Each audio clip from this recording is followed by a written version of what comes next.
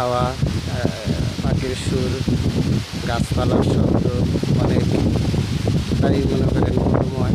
দেখেন কি সুন্দর আমাদের গ্রাম অঞ্চল। তো হলো অনেকটাই মনে করেন